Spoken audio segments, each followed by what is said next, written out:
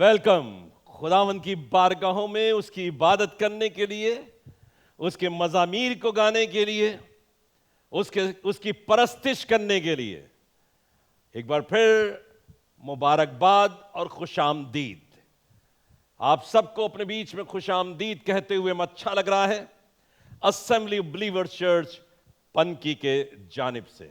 एक बार फिर हम एक नगमे को गाकर खुदावंद के लिए उसकी स्तुति और प्रशंसा में आगे बढ़ेंगे और उससे कहेंगे कुछ इस तरीके से।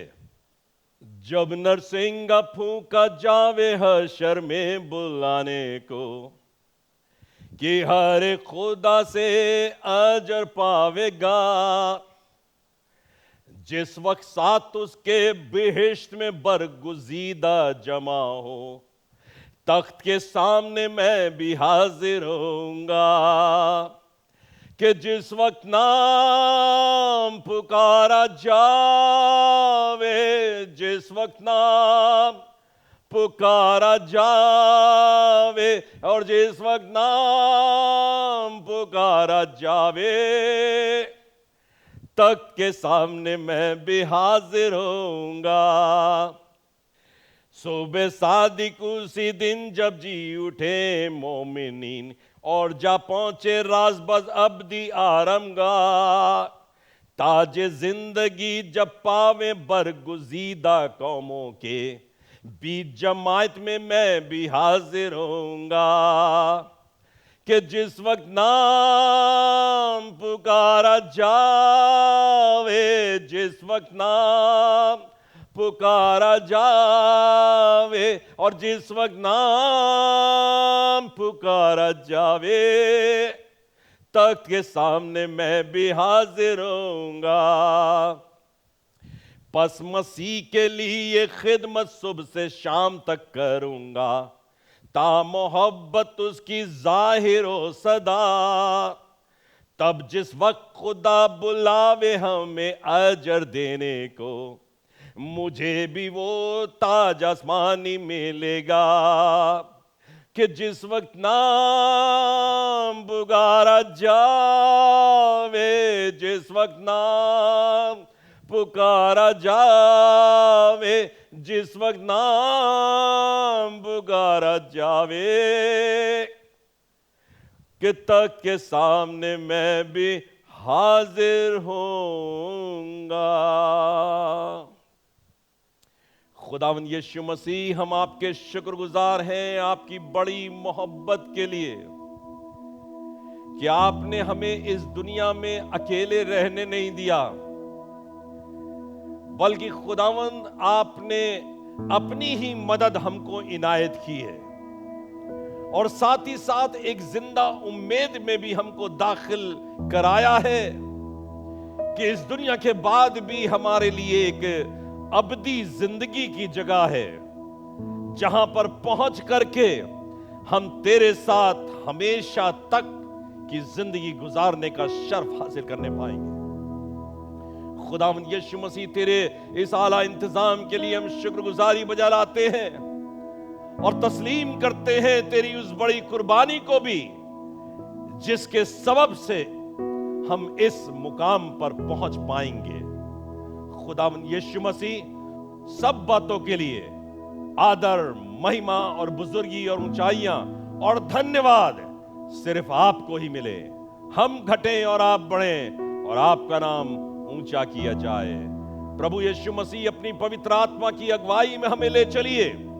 सारी कौम के लोगों को, दूर और पास के सुनने वाले सभी लोगों को तेरे मुबारक और सामर्थी हाथों में देते हैं। खुदा बाप, तेरा रूह पाक जिस तरीके से मेरी अगुवाई करता है, सारे लोगों की अगुवाई करने वाला हो सके, ताकि ये मज़ामीर, ये गीत खुदावंद यीशु मसीह के नाम को ना सिर्फ महिमा दें, बल्कि बहुत से लोगों को खुदावंद यीशु मसीह के पास भी लाने वाले हो सके। मुकद्दस यीशु मसीह के सलामती बख्श नाम में होकर इस मिन्नत को मांग लेते हैं शुक्रगुजारी के साथ। सुन लीजिए और कबूल भी कर लीजिए। आमीन। आज सारे जहान के लिए एक खुशी का पैगाम है। यह ऐसा पैगाम है जो जिंदगी के अंदर मसरत को भर देता है, आनंद को भर देता है। जिंदगी खुदावंद यीशु मसीह की राहों पे चलने के लिए इश्तियाकमंद हो जाती है और ख्वाहिशमंद हो जाती है। हम खुदा की शुक्रगुजारी बजा लाते हैं।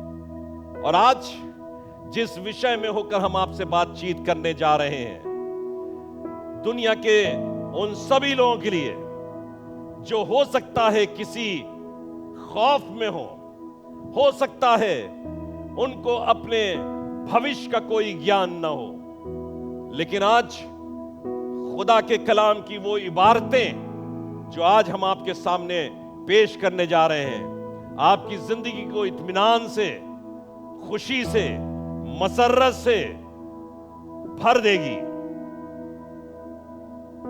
आज का विषय है gospel, the power of deliverance. Gospel, the power of deliverance. सुसमाचार जो सामर्थ्यशाली है हमको आजादी बख्शने के लिए, स्वतंत्रता देने के लिए। क्या आप महसूस नहीं कर रहे हैं, जहां कहीं भी हैं,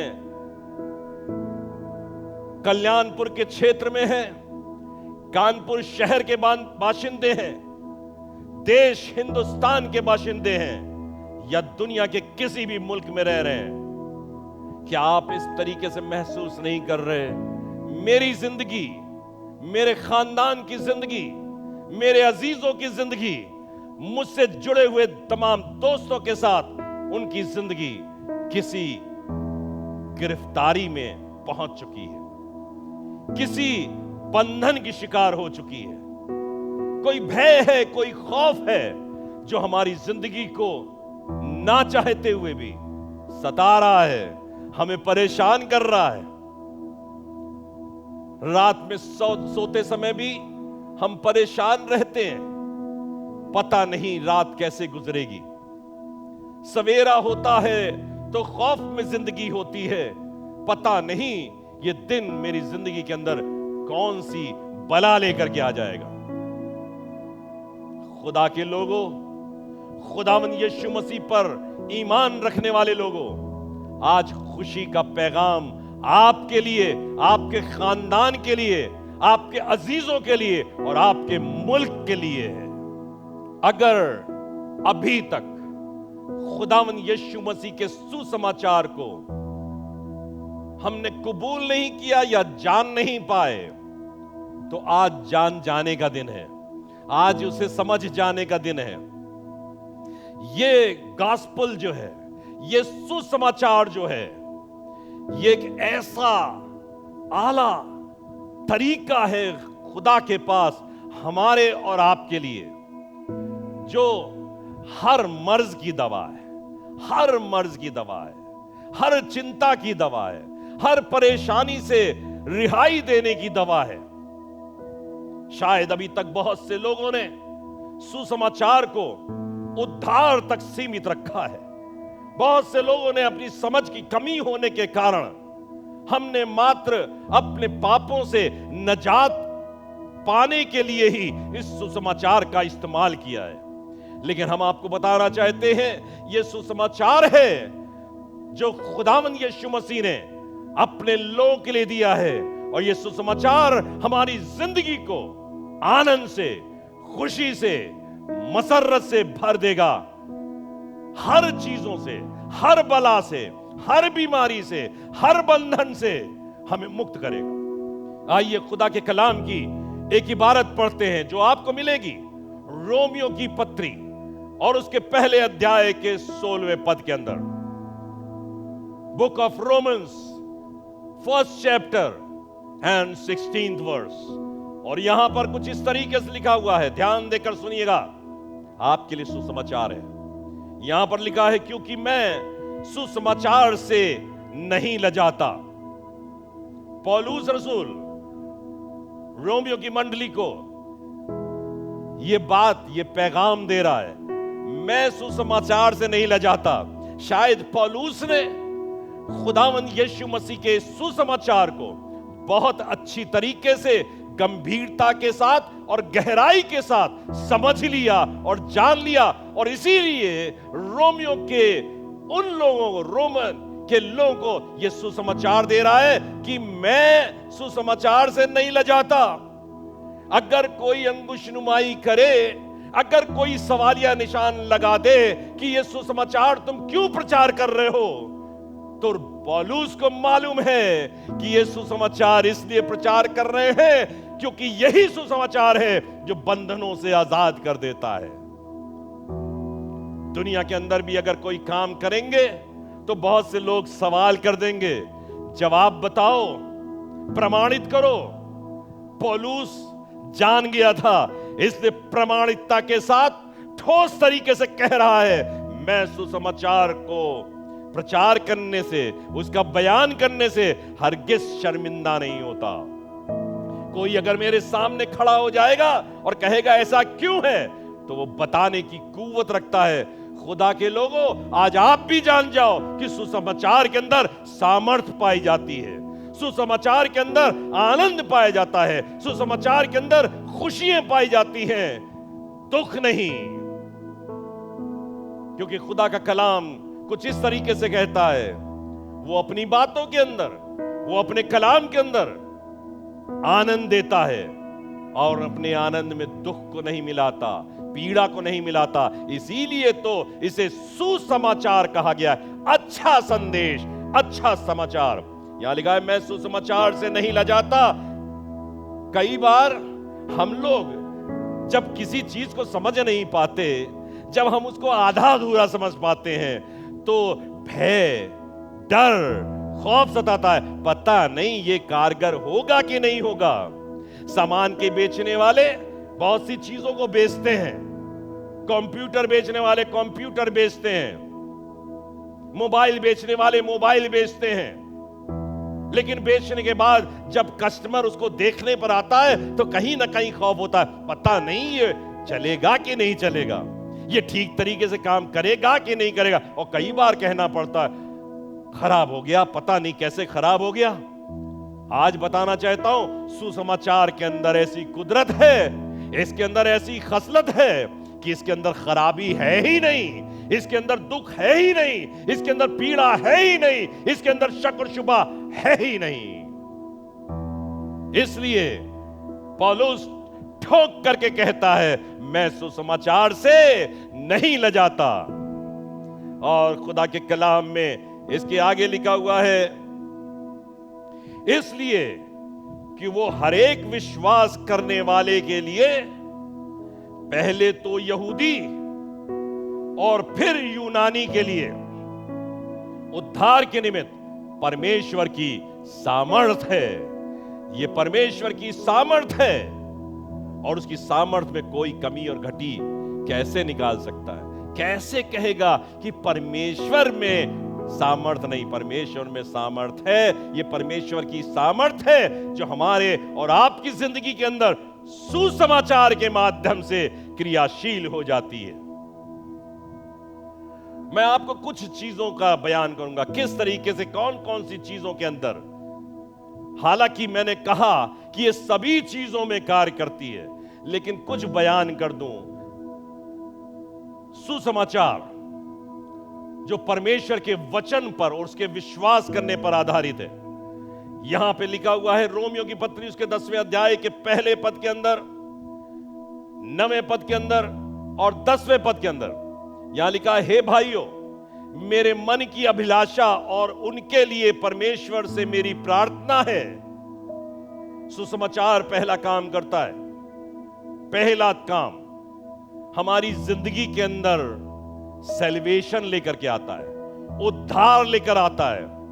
यह जिंदगी पाप में ग्रसित होने के कारण, चाहे हमारे पूर्वजों के पाप हो, चाहे हमारे द्वारा पाप किए गए हों, उद्धार से वंचित हो जाती है।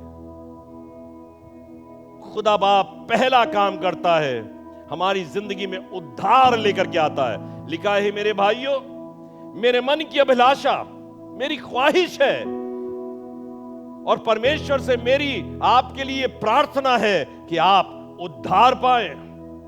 आगे लिखा है, यदि तू अपने मुंह से, तरीका जान लीजिए उद्धार प्राप्त करने का, यदि तू अपने मुंह से यीशु को प्रभु जानकर अंगीकार करे। प्रभु जानकर, यीशु को किसी ने देवता बना दिया, किसी ने पैगंबर बना दिया, किसी ने ऑर्डिनरी मनुष्य बना दिया, किसी ने सिर्फ मरियम का पुत्र कह के या यूसुफ का पुत्र कह के कबूल किया।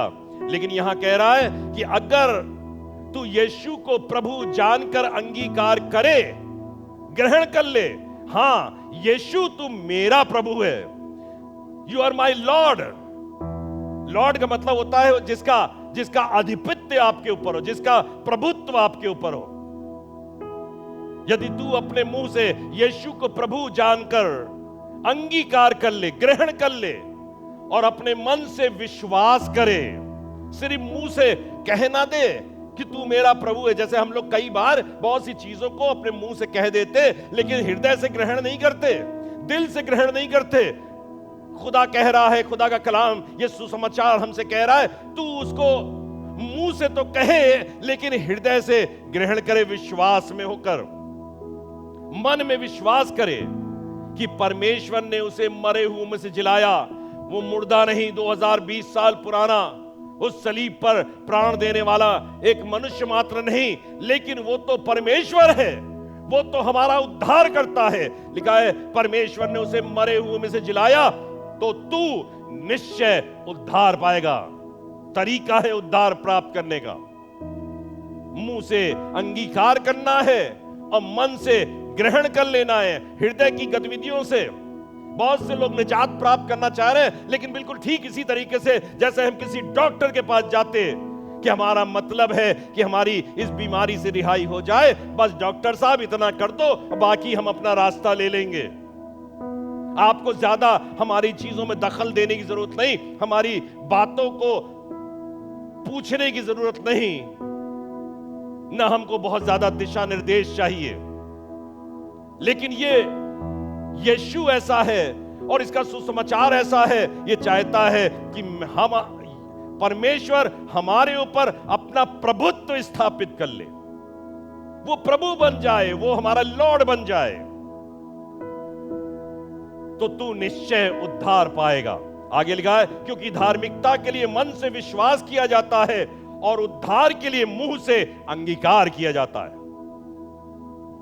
इसके आगे लिखा लूका रचित सुसमाचार और उसके पहले अध्याय के 77वें पद के अंदर कि उसके लोगों को उद्धार का ज्ञान दे।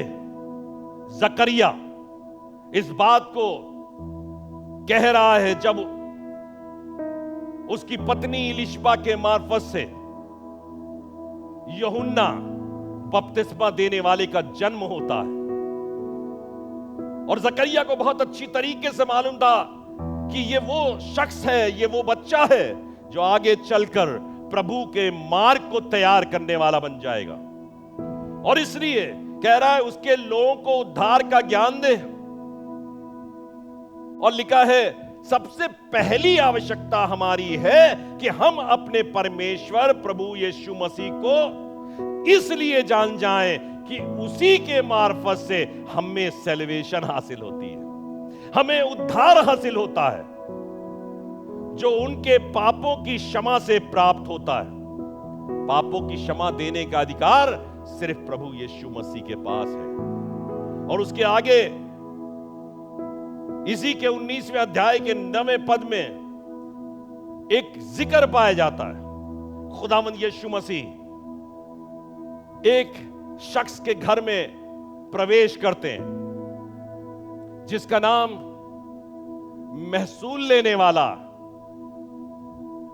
और जब उसके घर में जाते हैं वो बार बार अपने अच्छाइयों का बयान करता कि मैं किसी से गलत काम नहीं करता, मैं जो भी हासिल करता हूं उसको गरीबों में दान दे देता हूं, मैं बड़े अच्छे अच्छे काम करता हूं। ये अपनी शायद अच्छाई के ऊपर बड़ा फखर कर रहा हो, घमंड कर रहा होगा। ये महसूल लेने वाले का जिक्र है। और लिखा हुआ खुदा के कलाम के अंदर, तब यीशु मसीह ने उसकी इस गलत फहमी को कंट्रोल किया, नियंत्रित किया और कहा, आज जब मैं तेरे घर में आया हूं, मेरी मौजूदगी अगर तेरे अंदर, तेरे घर में हो जाएगी, अगर मैं तेरे साथ हो जाऊंगा, तेरे अच्छे काम तुझे उद्धार नहीं देंगे, लेकिन मैं ही हूं, मुझ पर विश्वास रखने के द्वारा, मेरी बातों को उच्चारित करने के द्वारा तुझे उद्धार हासिल होगा। और तभी यीशु मसीह ने कहा, आज इस घर में उद्धार आया है। हम लोग भी अपनी चीजों पर बड़ा घमंड करते हैं, बहुत फक्र करते हैं। मैं बहुत अच्छा हूं, मैं झूठ नहीं बोलता, मैं चोरी नहीं करता, मैं जिना नहीं करता। ठीक है, बहुत अच्छी बात है, नहीं करते, अच्छी बात है, दिस इज गुड। इन कामों को करते रहिए, इनसे अपने आप को वंचित रखिए, लेकिन साथ में खुदा कलाम कहता है कि यीशु पर विश्वास रखने के द्वारा या यीशु का हमारी जिंदगी में आ जाना हमारे लिए उद्धार बन जाता है। आगे लिखा है दूसरा थिस्सलुनीकियों की पत्री उसका दूसरे अध्याय के 13वें पद के अंदर, पर हे भाइयों और प्रभु के प्रिय लोगों, चाहिए कि हम तुम्हारे विषय में सदा परमेश्वर का धन्यवाद करते रहे कि परमेश्वर ने आदि से तुम्हें चुन लिया कि आत्मा के द्वारा पवित्र बनकर और सत्य की प्रतीति करके उद्धार पा जाओ। ये काम उद्धार का कौन करेगा? परमेश्वर प्रभु यीशु मसीह का वो सहायक, जो यीशु का स्वयं का आत्मा है, जो परमेश्वर का आत्मा है, जिसका वायदा खुदावंद यीशु मसीह ने किया कि मैं तुमको अकेला नहीं छोड़ूंगा। यदि वो तुम्हारे साथ रहेगा, तुम्हारे अंदर रहेगा, तो तुम्हारे लिए उद्धार का एक कारण बन जाएगा। ये उद्धार जब हम प्रभु यीशु मसीह पर विश्वास करते हैं, तो दूसरी बात बताने जा रहा हूं, ये हमको हमारे नाश होने से बचाता है। हमारे नाश होने बजाय, आज सब लोग काहे बात के लिए डर रहे हैं? नाश ना हो जाए, बर्बाद ना हो जाए, कहीं इस बीमारी के शिकार ना हो जाए। हम नहीं चाहते इसके शिकार होना। हम आपको बताना चाहते हैं, नूह के समय में भी जब परमेश्वर ने यह ठान लिया था कि मैं सारी धरती को पानी से बर्बाद कर दूंगा, खत्म कर दूंगा, नूह के पास एक संदेश आया, और जो संदेश परमेश्वर के पास से आता है, अगर हम उसे अक्षरशः अपने जीवन के अंदर ग्रहण कर लें, उसके अनुसार क्रियाशील हो जाएं, तो ये ना सिर्फ हमारी जिंदगी को उद्धार में प्रवेश करा देता है, बल्कि हमारी जिंदगी को नाश होने से बचा देता है। और यही हुआ। लिखा है, विश्वास ही से नूह ने उन बातों के विषय में जो उस समय दिखाई ना पड़ती थी। आपको भी अपना भविष्य नहीं समझ में आ रहा, नहीं समझ में आ रहा क्या होगा कल, परसों क्या होगा, 6 महीने बाद क्या होगा, साल भर में क्या होगा, इस देश की हालत किस तरफ हमको ले जा रही है, या जिस देश के अंदर हम रहते हैं वहां की हालत कहां ले जा रही है, नहीं समझ में आ रहा है। विश्वास कीजिए अपने प्रभु परमेश्वर प्रभु यीशु मसीह के ऊपर। विश्वास ही से नूह ने उन बातों के विषय में जो उस समय दिखाई ना पड़ती थी, चेतावनी पाकर भक्ति के साथ अपने घराने के बचाव के लिए जहाज बना लिया। आप भी बचना चाहते हो? ये विश्वास रूपी जहाज जो खुदावंद यीशु मसीह पर ईमान रखने से आपको हासिल हो जाता है, बना लीजिए अपनी जिंदगी के अंदर। मुसीबतों से बच जाएंगे, डिस्ट्रक्शन से बच जाएंगे, सत्यानाशी से बच जाएंगे, आफतों से बच जाएंगे। और लिखा है, और उसके द्वारा उसने संसार को दोषी ठहराया। जो लोग विश्वास नहीं करते उनको दोषी ठहराया, और उस धर्म का वारिस हुआ जो विश्वास से होता है। ये क्रियाशील हमारी जिंदगी के अंदर कैसे होगा? ये उद्धार का काम हमारी जिंदगी में कैसे क्रियाशील हो जाएगा? कैसे हम मुसीबतों और आफतों से बच जाएंगे? तरीका एक है, यीशु मसीह के ऊपर विश्वास रखने के द्वारा। जिस डॉक्टर के ऊपर आपको विश्वास ही नहीं, कि उसकी दवाई हमारी जिंदगी में असर करेगी, नहीं करेगी। पहले आवश्यकता है हम उस पर विश्वास करें। यीशु पर विश्वास करने वाले लोग धर्मी बन जाते हैं।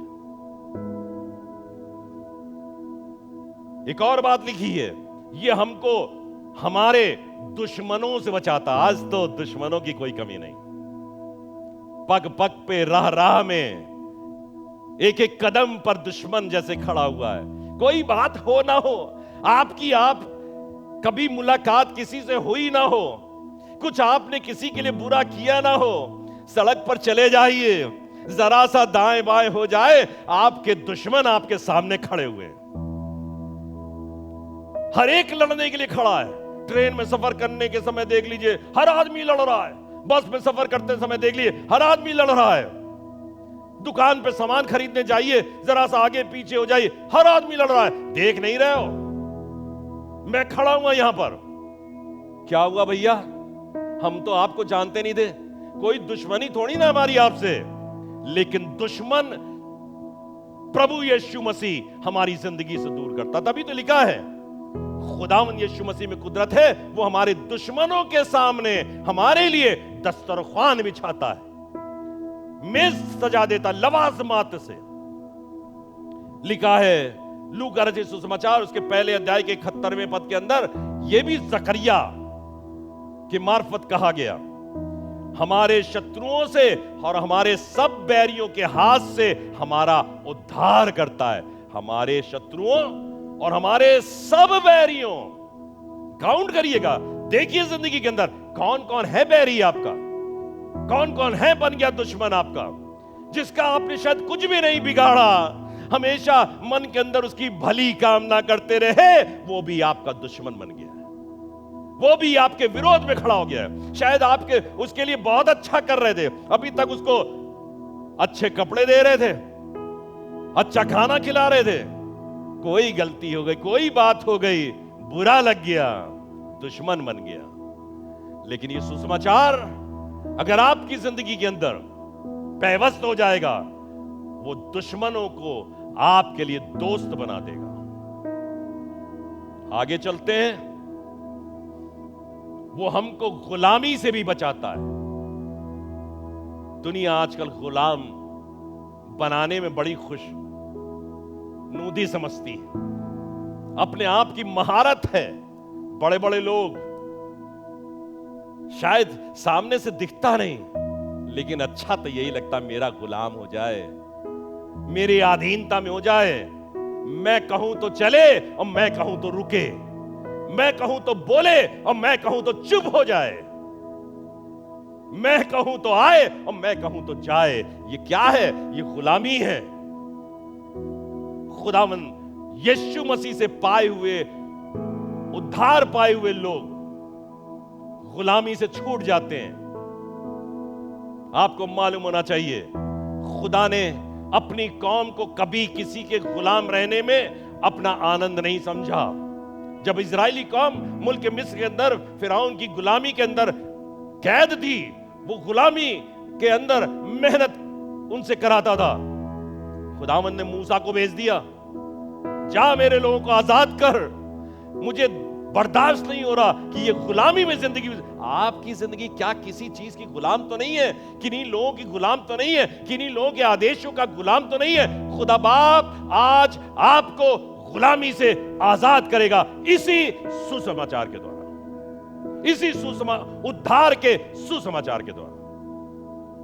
प्रेरितों के काम उसके 7वें अध्याय के 25वें पद में लिखा है, उसने सोचा कि मेरे भाई समझेंगे कि मेरे परमेश्वर ने मेरे हाथों से उनका उद्धार करने के लिए मुझे भेजा है। परंतु उन्होंने, आज दुनिया के लोग भिन्न भिन्न तरीकों का इस्तेमाल करके सिर्फ एक ही बात बताना चाहते हैं। खुदा के खादिम बावाज़ बुलंद एक ही बात बताना चाहते हैं, यीशु के पास आ जाओ।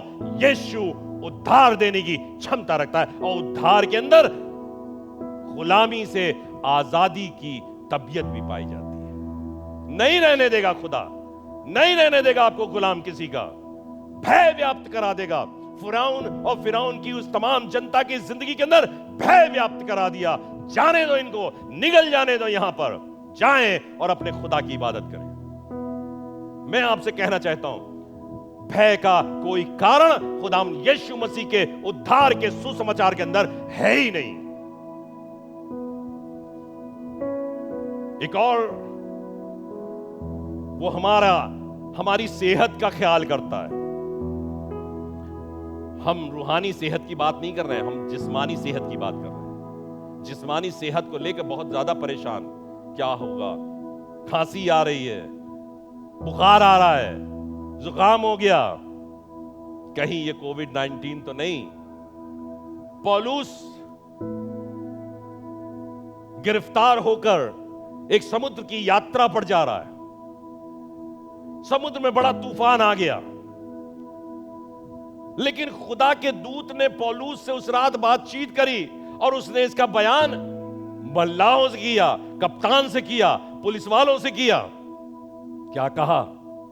उसको उन सब की सेहत की फिक्र थी, उन सब की अच्छे स्वास्थ्य की चिंता थी। इसीलिए प्रेरितों का काम 27वां अध्याय उसके 34वें पद में लिखा है, इसलिए मैं तुम्हें समझाता हूं। पौलुस कह रहा है, मैं समझा रहा हूं, आज मैं भी समझा रहा हूं। कुछ खा लो, अपने घर में रहकर, भय के वातावरण में रहकर मात्र रहने से काम नहीं चलेगा। कुछ खा लो जिससे तुम्हारा बचाव हो, क्योंकि तुम में से किसी के, ध्यान देकर सुनिएगा, क्योंकि तुम में से किसी के सिर पर का एक बाल भी ना गिरेगा, एक बाल भी ना गिरेगा। खुदा के उद्धार के सुसमाचार के अंदर ये कुदरत पाई जाती है। This is the power of the Lord, this is the power of the gospel. ये सुसमाचार की सामर्थ्य है कि आपके सर का एक बाल भी ना गिरे। कोविड-19 की क्या बिसात। इसी के 10वें पद में लिखा है, तो तुम सब और सारे इजरायली लोग जान लें कि यीशु मसीह नासरी के नाम से, जिसे तुमने क्रूस पर चढ़ाया, पतरस बाबा से बुलंद कह रहा है, एक लंगड़े को यीशु की सामर्थ से चंगा किया गया।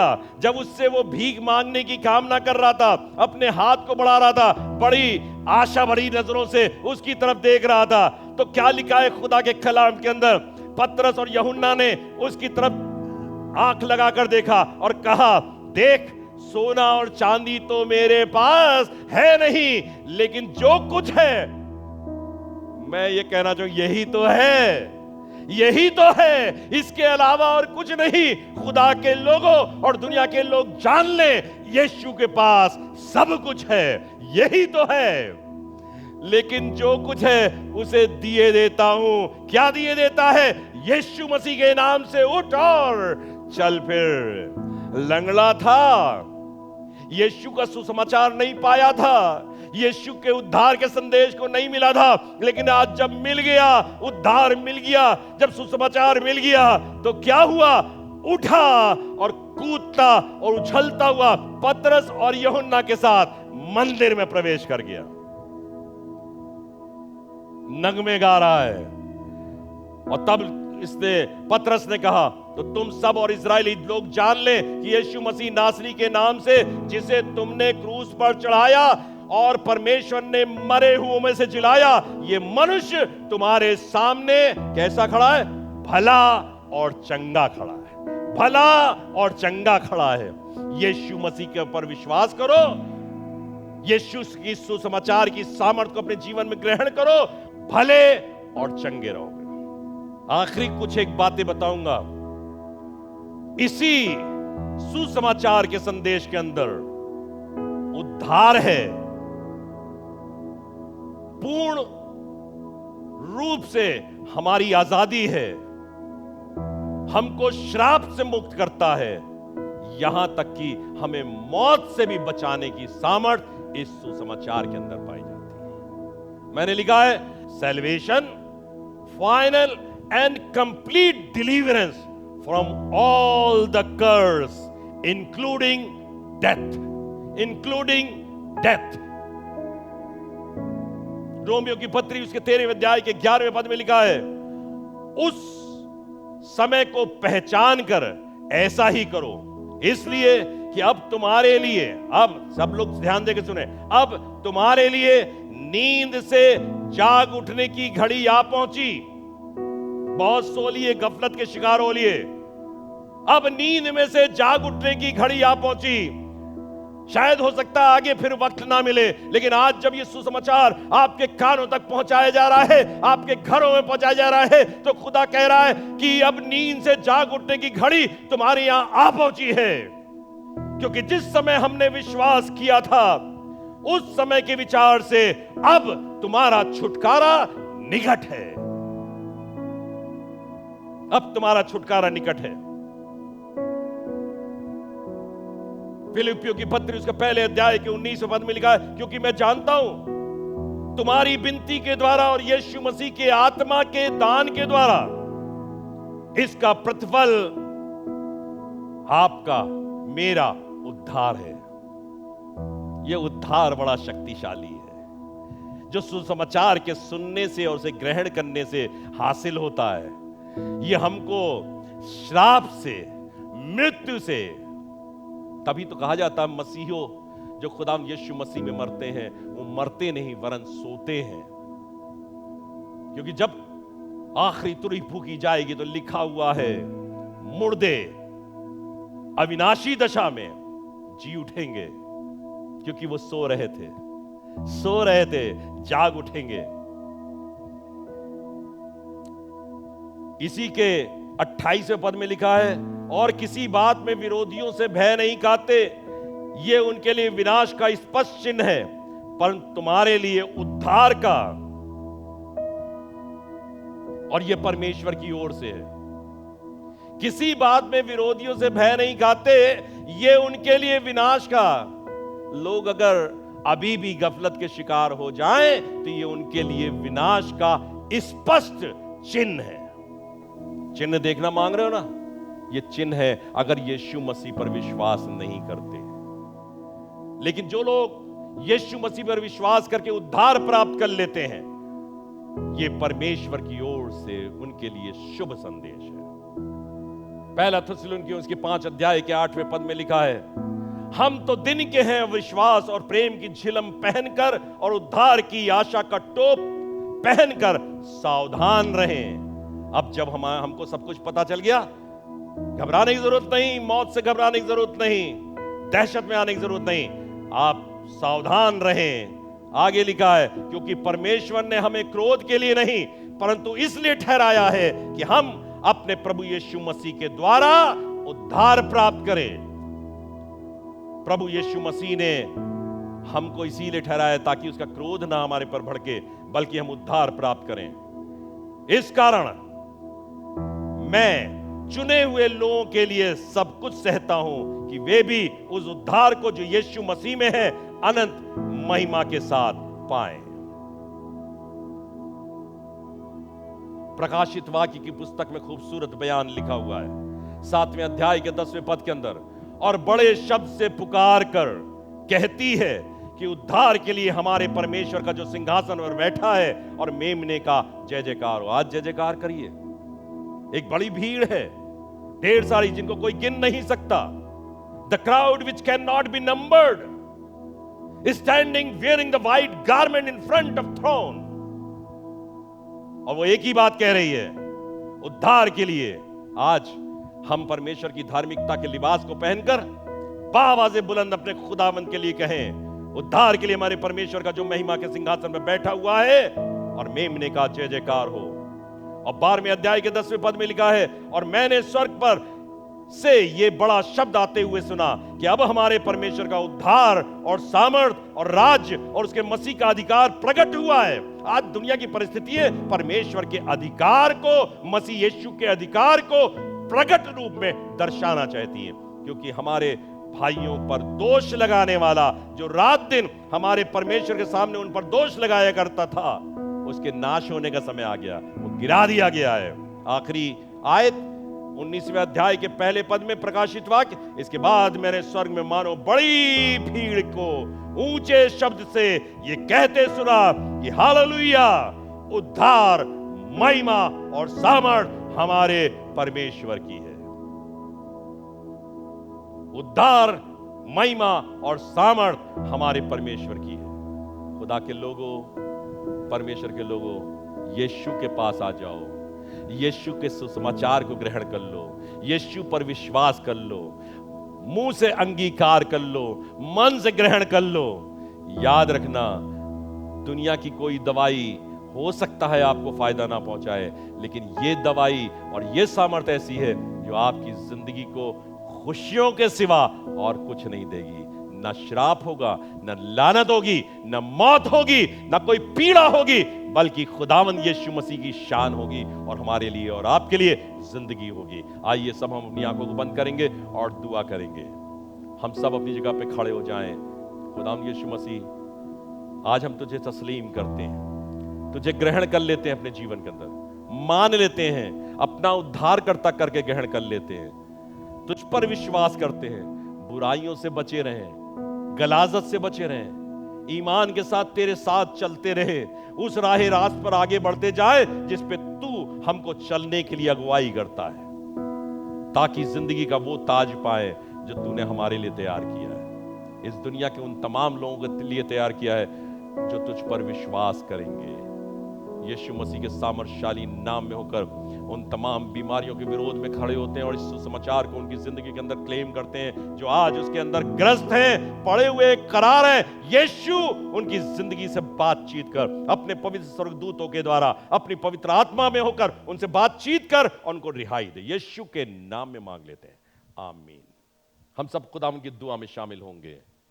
आए हमारे बाप, तू जो आसमान पर है, तेरा नाम पाक माना जाए, तेरी बादशाहत आए, तेरी मर्जी जैसे आसमान पे पूरी होती है जमीन पर ही पूरी हो। हमारे रोज की रोटी आज हमें बख्श दे, जिस तरह हमने कसूर वालों को माफ करते हैं तुम्हारे कसूरों को माफ कर। हमें आजमाइश न पड़ने दे, बल्कि बुराई से बचा, क्योंकि बादशाहत, कुदरत और जलाल हमेशा तेरी ही है, आमीन। हमारे खुदा यीशु मसीह का फजल और खुदा बाप की मोहब्बत और रूह पाक की शराकत और रिफाकत हम में से हर एक शख्स के साथ, दूर और पास रहने वाले हर एक शख्स के साथ, हर एक उस शख्स के साथ जो इस कलाम को सुन रहा है, अब से लेकर हमेशा तक बनी रहे, आमीन। यह संदेश हम आपको असेंबली बिलीवर चर्च पनकी के माध्यम से सुना रहे हैं। हम यहां पर एबीसी प्रेयर सेंटर में रहकर सेवा करते हैं। हर सप्ताह सवेरे 10 बजे हम इस संदेश को आप तक पहुंचाते हैं। रविवार के दिन अपने मोबाइल को अपने हाथ में ले रहिएगा, अपने टीवी स्क्रीन के ऊपर इसे कनेक्ट कर सकते हैं, ताकि यह संदेश आप सुनकर आशीष प्राप्त करें और खुदा की बरकतों को अपनी जिंदगी में हासिल करें। खुदा आपको बरकत दे।